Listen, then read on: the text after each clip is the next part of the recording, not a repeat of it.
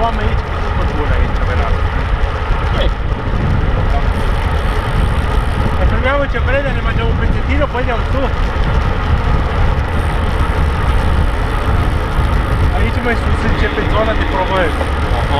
Provence e un cartier care cuprinde zona asta de munte, până în Catalunya, în Spania. Da. Toată zona de sud de Spania. Și se vorbește o limbă. Ce de la Catalunya